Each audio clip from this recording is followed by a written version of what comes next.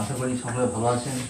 আপনাদের কাছে আমি একটা ভালো নলেজ নিয়ে এসেছি, ভালো জিনিস, যেটা হচ্ছে অ্যাগ্লোনিমিয়া আমরা কীভাবে কাটিং করার পর প্রতিস্থাপন করব। এবং অ্যাগ্লোনিমিয়া গাছটা মোটামুটি ইনডোর প্ল্যান্ট। এই গাছটা একটা ভালো উপকার আছে কি, আমাদের ঘরের এনভায়রনমেন্টটাকে ঠিক রাখে। অক্সিজেন সাপ্লাই খুব বেশি হয় গাছ থেকে, হার্মফুল পরিবেশটাকে অনেক বায়োডিগ্রেডেবল, ইকো ফ্রেন্ডলি করে। তো এই অ্যাগ্লোনিমিয়া গাছটা আমি কাটিং করার পর একটু বাইরে রেখেছিলাম রোদে জলে রাখার পর গাছটা এখন এরকম হয়েছে। এটাকে আমি এখন উঠিয়ে নিয়েছি টব থেকে, মানে পলিপ্যাড থেকে।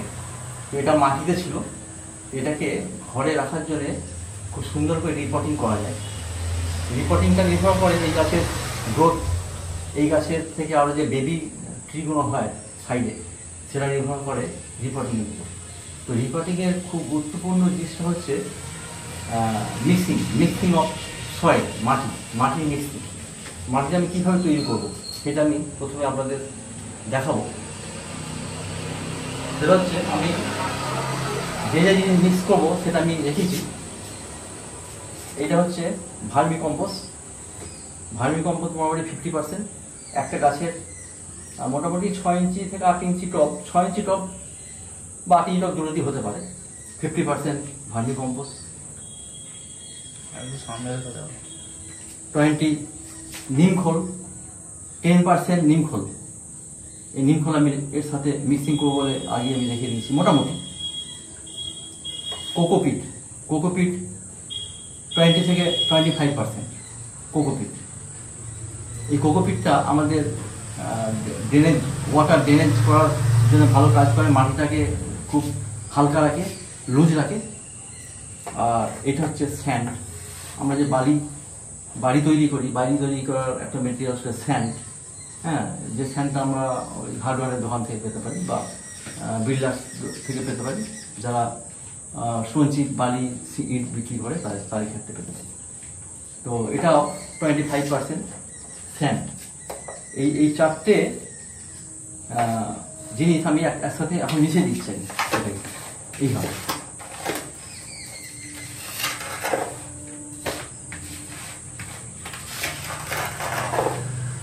মোটামুটি সব ইনডোর প্ল্যান্টের ক্ষেত্রেই এই ধরনের মিক্সিং হয়, মোটামুটি কিছু পার্সেন্ট কম বেশি। তো কোন ক্ষেত্রে একই হয়, কোন ক্ষেত্রে কিছু কম বেশি, সেটা আমি পরবর্তীকালে যখন যেমন আমি রিপোর্টিং করব বা পটিং করব সেক্ষেত্রে আমি দেখাতে থাকবো। এবার খুব ভালো করে মিক্সিং করে দিলাম। কোকোপিটটাকে কীভাবে তৈরি করলাম, কোকোপিটটাকে আমরা কোকোপিট একটা বারের মতো পাওয়া যায়, মানে কোকোপিটটা ফ্যাক্টরি থেকে যে বেরোয়, একটু চাপ দিয়ে ওটাকে ড্রাইভাবে কিনতে পাওয়া যায়। সেটাকে জলে মিক্সিং করলে, আধ ঘন্টা জলে ভিজে রাখলে এইভাবে গুঁড়ো ডাস্ট হয়ে যায়। কোকোপিট ডাস্ট হয়ে যাওয়ার পর তারপরটাকে হাতে করে একটু নিগড়ে লাল জলটাকে ফেলে দিতে হয়। কিনতে পাওয়া যায়, এইভাবে প্যাকেট কিনতে পাওয়া যায়। 1 কেজির প্যাকেট পাওয়া যায়, 5 কেজির প্যাকেট পাওয়া যায়, ভাবি মোটামুটি রেডি পাওয়া যায়। আর নিমখোলও দোকান থেকে পাওয়া যায়, কোনো অসুবিধা হয় না। এইভাবে মিক্সিং করার পর আমরা এটা একটা টব রেখেছি, এটা একটা প্লাস্টিক টব, এটা ইনডোরে রাখার জন্যে।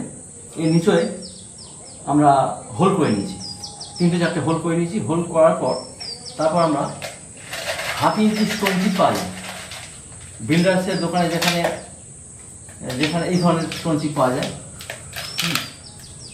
যেখানে বিল্ডিং মেটেরিয়ালস বিক্রি হয়, ইট, পাথর, বালি, সিমেন্ট, সেইখানে 1/2 ইঞ্চি স্টোন বলে এইভাবে। এরকম স্টোন আমি নিচে 1/2 ইঞ্চি একটা লেয়ার দিয়ে দেবো, যাতে জলটা ড্রেন হতে পারে অল্প। যদিও ইনডোর প্ল্যানে খুব বেশি জল দেওয়া হয় না, তবুও ওটা ড্রেন হওয়ার জন্যে আমরা 1/2 ইঞ্চি পাথর আমরা লেয়ারে লাগিয়ে দিয়েছি। দেওয়ার পর এখন এই মিক্সিং সয়েলটা আমরা কিছু এক হাইটে আমরা নিচে দিলাম। দেওয়ার পর এগুমিয়া যে গাছটা আমি আগে দেখালাম সেই গাছটাকে আমরা পটিং করব এইভাবে।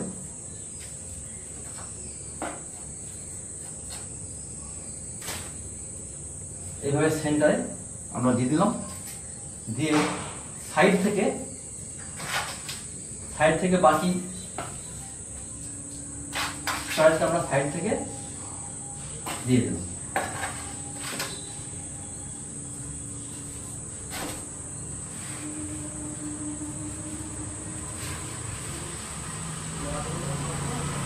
এখন আমরা কিছুদিন এতে কোনো ফার্টিলাইজার দেবো না, যেহেতু এতে ভার্মি কম্পোস্ট আছে।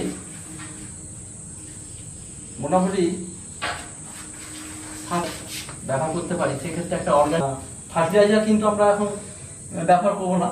এটা মোটামুটি 7 থেকে 10 দিন পর এর জন্য আমি একটা অর্গানিক ফার্টিলাইজার বলবো, সেটা ব্যবহার করতে পারি।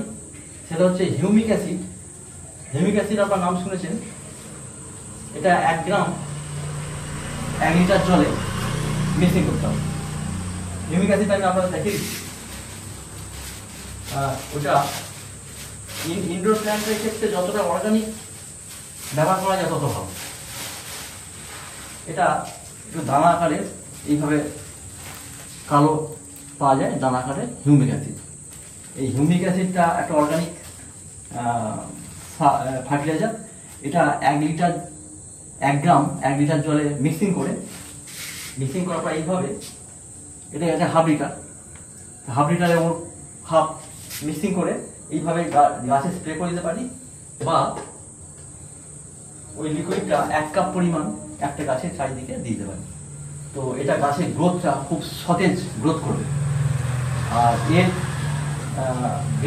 গ্লেজটা ঠিক রাখার জন্যে আমরা 15 দিন পর থেকে নিম অয়েল 3 ml, এটার কথা নিম অয়েল 3 ml 1 লিটার জলে দিয়ে কিছুটা স্প্রে করে বাকি 1 কাপ পরিমাণ এর গোড়ার চারিদিকে দিয়ে দিতে হবে।